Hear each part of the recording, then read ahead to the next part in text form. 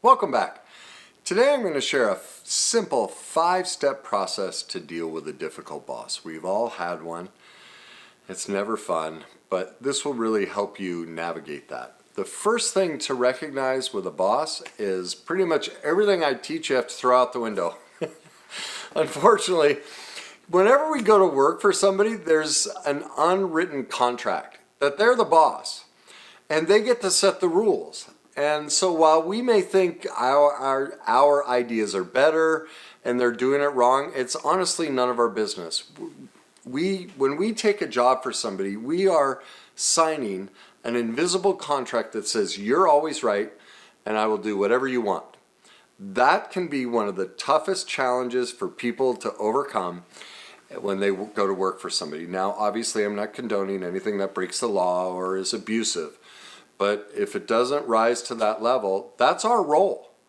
Our role is to find out what the boss wants, not what we want. Now, hopefully, we have a good boss who, encourages, dialogue and things like that and wants to learn from us. But this video is about a difficult boss, and they don't.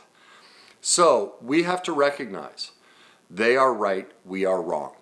That's the first step, and that's the most difficult. And this video is really kind of spurred by a couple clients. One, she had an original boss and they had an agreement, everything was fine, and then he left and a new one came in. Well, he didn't want to honor any of the agreements she had made with the previous boss about how to do her job and what was part of the job. And some of it was that she was going to work off site. Well, he's like, no, you have to be in the office.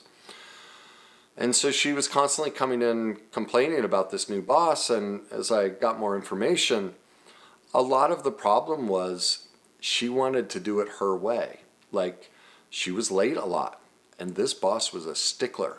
Like, 1 minute after 7, he's calling her.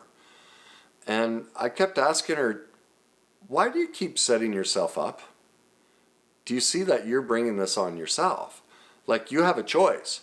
You come in each week and you're upset and you want skills and tools to navigate how he calls you at 7:01, 7:05 and complains about being late, but what can you control? Well, you can control whether you show up on time or not. So why are you choosing to show up late? Do you see it's a manipulative power dynamic that you're trying to play the boss? Well, if you want to be the boss, then you have a couple of choices. You can start your own company, or when the job becomes available, you can file for his role. But until then, you're setting up your own demise. Now, I know you believe it's not a big deal and your old boss, you had agreements, but that's changed.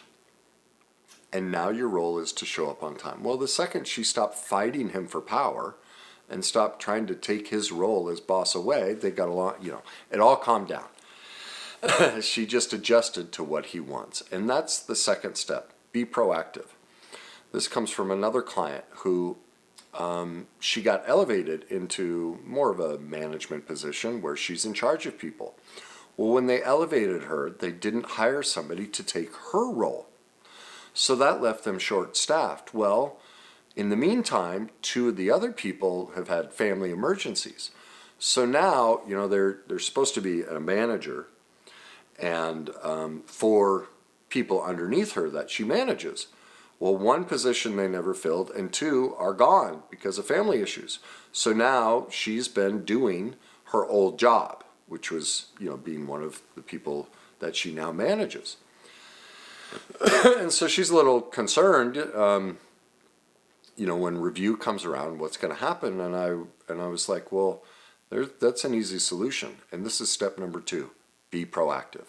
If you're caught in a situation like this and you don't have direction, it's your job to go in and get direction and find out what they want. And that's step number 3. So I advised her that to go to her boss and see, this is what's so great about getting proactive and finding out what they want.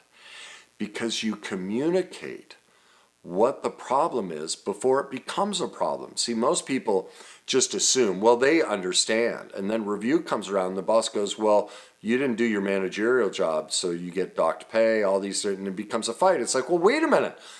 2 people were gone for 3 weeks, don't you remember? And then we didn't fill my job, and so now it becomes a fight. Well, you're not going to win that fight. They're the boss.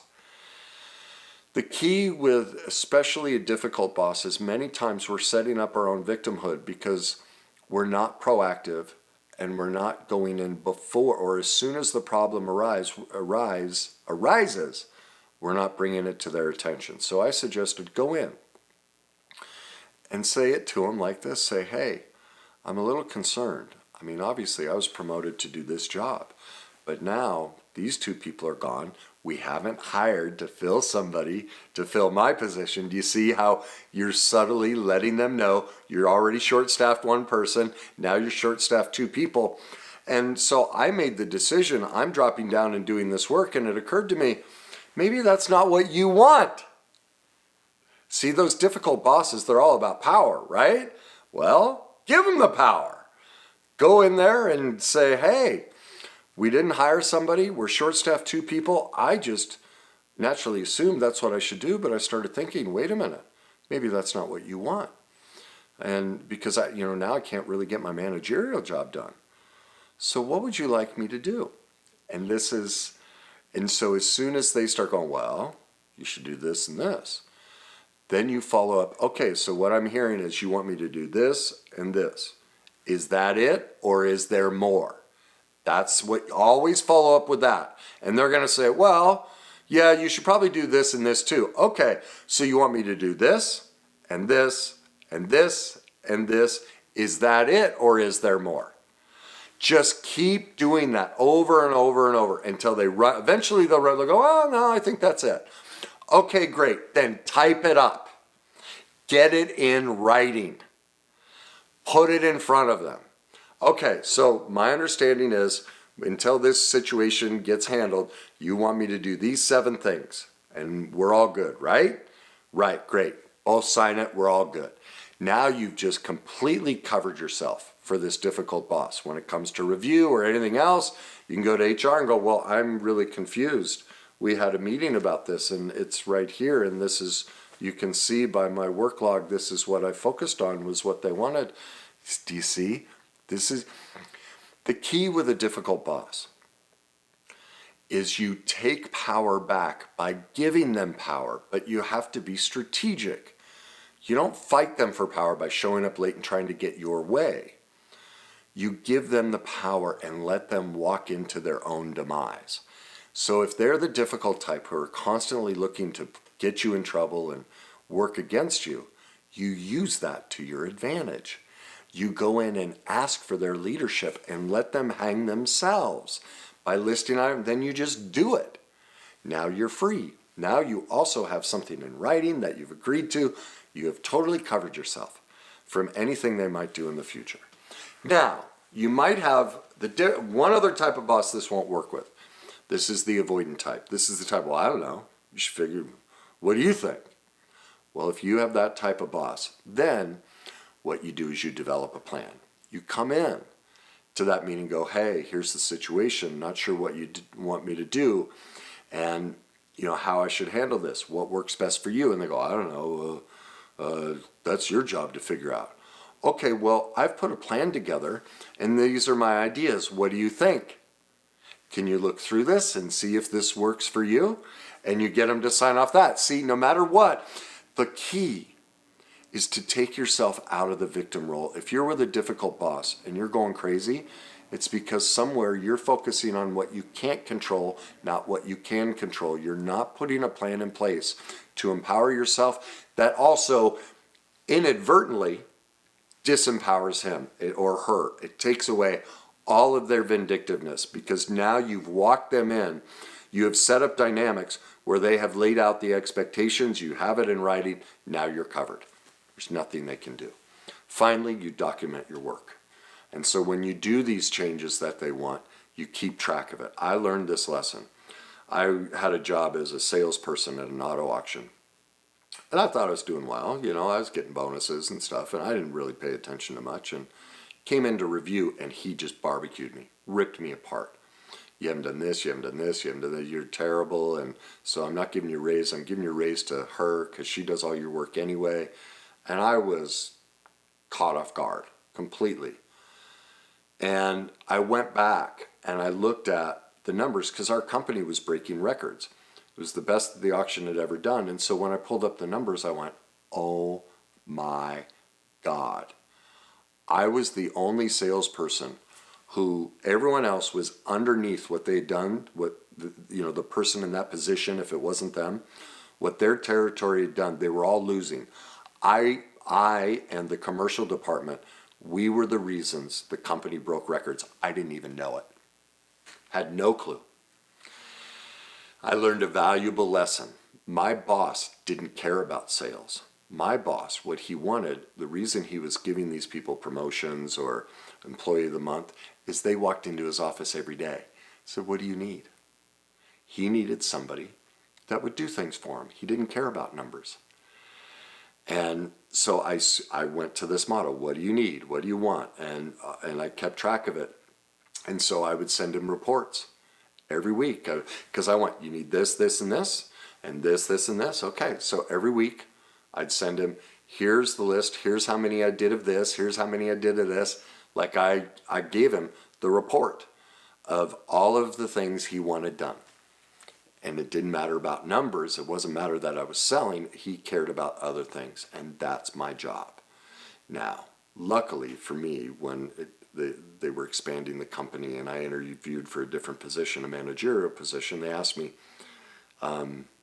what's your biggest mistake? And I said, that. I said, I thought my boss was after numbers. I broke records, but that's not what he wanted. And I failed. My job is to do whatever my boss wants. That's my job. It's not about what I think is of value, and I failed in that area, but then I addressed it. Well, I come to find out through the back door he was interviewing for a different position, and he was a man of ultimately dignity because he said his biggest mistake was in the way he handled me. So, but do you see how I turned that around? I didn't play the victim. I took ownership that while I thought it was about numbers, that's not my job. My job is to please my boss. And that's how I was able to resurrect the situation. So if you're dealing with a difficult boss, the first thing to check is how are you setting up your own self-sabotage? How are you fighting them for power? Give it up. As I said, you have signed an unwritten contract to do whatever the boss wants. That's legal and all of that. And so you might be the source of the problem you're having with the boss. You're fighting them for power. It's not your job. They are the one in power, and we have to succumb to that power. Okay? That's the first step. The second step is then, if you realize that's you, get proactive. Put a plan in place. Go sit with them. Find out exactly what they want. Detail it out. Get them to sign off on it, and then keep track of your numbers. If it's an avoidant type, then come into the meeting with a plan. If they're the type that wants to set you up and not give you direction, and so they can throw it back in your face that you did it wrong, well then come in with a detailed plan. In other words, force them to have a structure in place.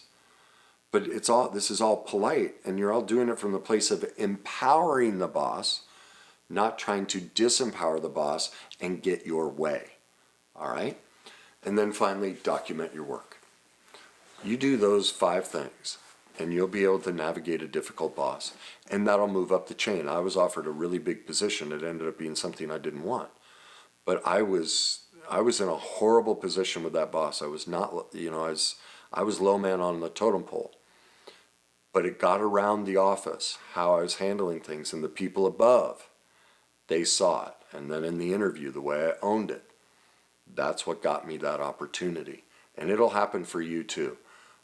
Again, the Achilles heel for all of us is sitting there playing the victim and then co-opting our co-workers into what a jerk the boss is. That'll always backfire. Focus on what you can control, not what you can't control. All right? I hope that helped you. If you liked it, just like it. If you have comments about your own terrible bosses and want to dump, leave comments. If you think this will help somebody, please share it. Send it along to them. Maybe this is exactly what they need to navigate a difficult boss. And as I always say, just enjoy the journey.